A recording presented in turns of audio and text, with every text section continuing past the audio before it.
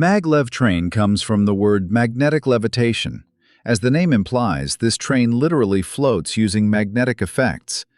Compared to conventional trains, maglev has the main advantage that there is no friction force between the rails in the train. This allows the train to travel at very high speeds. In addition, the noise level inside the train is also lower than conventional trains. So how does maglev work?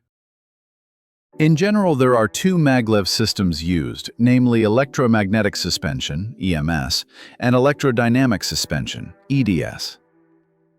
In the EMS system, there are guidance electromagnets, levitation electromagnets, and ferromagnetic rails. This system utilizes the attractive force between the electromagnet at the bottom of the train and ferromagnetic rails. This causes the train to lift up and not fall down. However, the system is inherently unstable and requires complex electronic control. The levitation air gap generated by the system is only about 10 millimeters. This small gap makes the system more vulnerable to disturbances such as wind and track irregularities, which can increase instability at higher speeds. Therefore, while EMS is much faster than regular trains, it is not suitable for super high speeds. The second system is called Electrodynamic Suspension, EDS.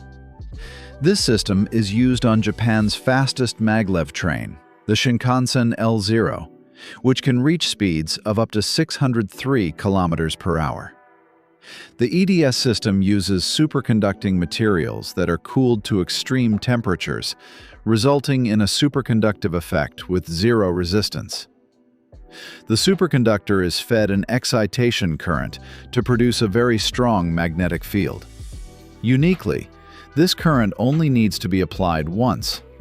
The current will continue to circulate inside the superconductor as long as the superconductor temperature is maintained. These superconductors are then mounted on the sides of the train and interact with the coils on the guide rails. As the train moves forward, a super strong magnetic field will induce the H-shaped coil and guide rails, creating opposite magnetic polarities on the upper and lower sides of the coil. As a result, the superconductor will be pushed up by the bottom side of the coil and attracted by the top side.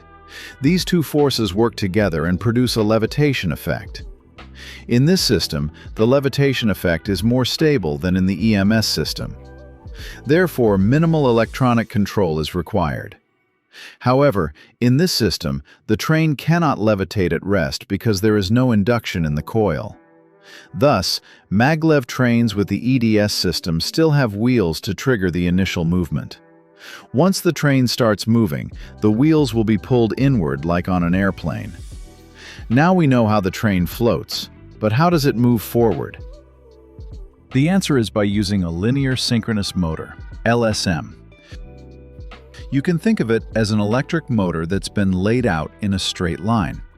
So instead of the rotor spinning like in a conventional motor, in an LSM, the rotor moves forward.